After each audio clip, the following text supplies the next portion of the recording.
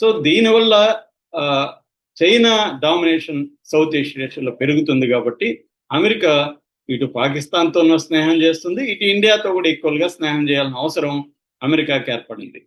మూడవది, ఆ, ఆఫ్ఘనిస్తాన్ లో నుంచి వెళ్ళిపోయిన తర్వాత ఈ టెర్రరిస్ట్ గ్రూప్స్ వల్ల అమెరికాకి ఇబ్బందిగా ఉంది. ఒకప్పుడు అమెరికా కోసమే పాకిస్తాన్ టెర్రరిస్ట్ గ్రూపుల్ని తయారు చేసి 1980s ప్రాంతంలో, అంటే కోల్డ్ వార్ అంటారు, సోవియట్ యూనియన్ కి అమెరికాకి మధ్య కోల్డ్ వార్ జరిగినప్పుడు ఆఫ్ఘనిస్తాన్ లో సోవియట్ యూనియన్ సైన్యము అమెరికన్ సైన్యం తలబడుతున్నప్పుడు అక్కడ టెర్రరిస్టుల్ని, తాలిబాన్ లాంటి వాళ్ళని తయారు చేసి ఐసిస్ లాంటి వాళ్ళకి హెల్ప్ చేసి అమెరికా పాకిస్తాన్ చేసింది. పాకిస్తాన్ డిఫెన్స్ మినిస్టర్ కూడా ఆ మధ్య ఆ, మేము వెస్ట్రన్ కంట్రీస్ కి మూడు దశాబ్దాల నుంచి టెర్రరిజాన్ని సప్లై చేస్తున్నామని కూడా ఓపెన్ గానే చెప్పాడు.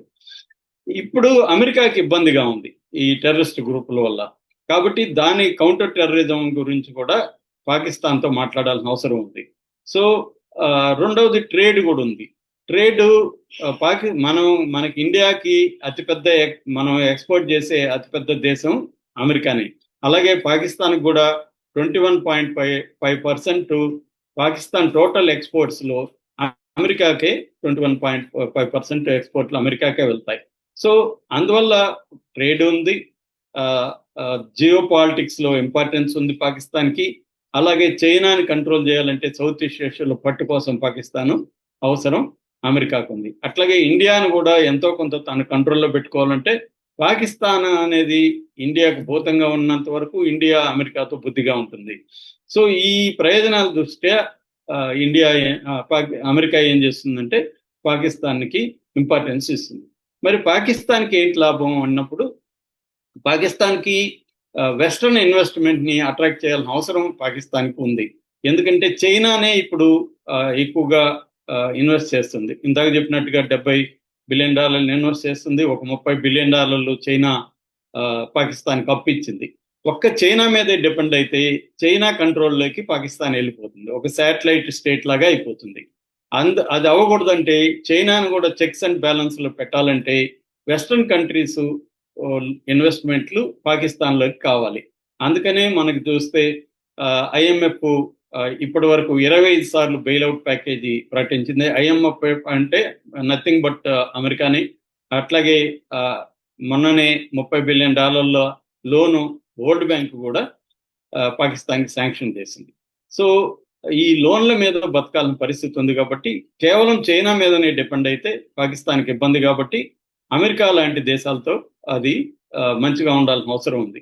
మొన్ననే జర్మన్ నుంచి కూడా defence systems, Iris T system అంటారు, ఈ ఐరిస్ టీ సిస్టమ్స్ ని జర్మన్ నుంచి కొనుగోలు చేయాలని కూడా పాకిస్తాన్ ట్రై చేస్తుంది. అంటే వెస్ట్రన్ కంట్రీస్ నుంచి కూడా పాకిస్తాన్ పెట్టుబడుల్ని ఆహ్వానిస్తుంది. రెండవది, SIFC అని పాకిస్తాన్కి ఒక సంస్థ ఉంది, అంటే స్పెషల్ ఇన్వెస్ట్మెంట్ ఫెసిలిటేటింగ్ కౌన్సిల్.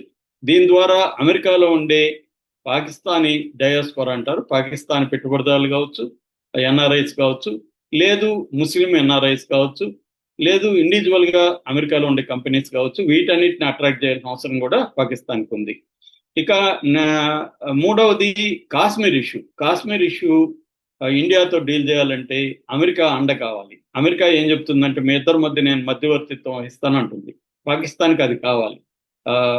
ఇండియాకేమో ఎవరు మధ్యవర్తిత్వం వద్దు, మన ఇద్దరమే తేల్చుకుందాం ఉంటుంది. కానీ పాకిస్తాన్కి మధ్యవర్తిత్వం అవసరం. అది అమెరికాని ఎట్లాగన్నా దించాలని పాకిస్తాన్ ట్రై చేస్తుంది. నాలుగవది, పాకిస్తాన్లో 2 అతిపెద్ద టెర్రరిస్ట్ సంస్థలు పాకిస్తాన్ ఇబ్బంది పెడుతున్నాయి. ఒకటి టీటీపీ అంటే తెహ్రిక్ ఈ తాలిబాన్ పాకిస్తాన్ అనే సంస్థ, ఖైబర్ పఖ్తూన్ఖ్వా ఏరియాలో అది గట్టిగా ఉంది. రెండవది BLA, Baloch liberation army. So ఈ రెండింటిని కంట్రోల్ చేయాలంటే కూడా అమెరికా హెల్ప్ పాకిస్తాన్కి కావాలి. అట్లాగే ఇందాక చెప్పినట్టుగా ట్రేడ్ 21.5% ఎక్స్పోర్ట్లు అమెరికాకి వెళ్తున్నాయి. కాబట్టి దీన్ని పెంచుకోవాల్సిన అవసరం ఉంది. ఇలాగా దాని అవసరాలు దానికి ఉన్నాయి. అందువల్ల వీళ్ళిద్దరు కలుస్తున్నారు.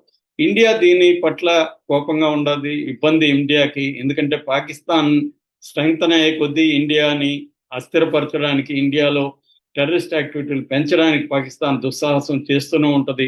ఒక పక్కలో బల్లెం అంటారు కదా, పక్కలో బల్లెం లేదా పక్క చెప్పులో ముళ్ళు, ఇలాగా ఇండియాకి పాకిస్తాన్ ఎప్పుడు ఇబ్బంది కలిగిస్తానే ఉంటది.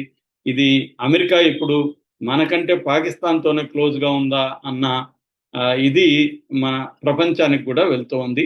ఇది మోడీ ప్రభుత్వానికి, మోడీ ఫారెన్ పాలసీ డిప్లొమసీకి పెద్ద ఛాలెంజ్‌గానే మనం చెప్పుకోవచ్చు. Okay sir. Thank you so much.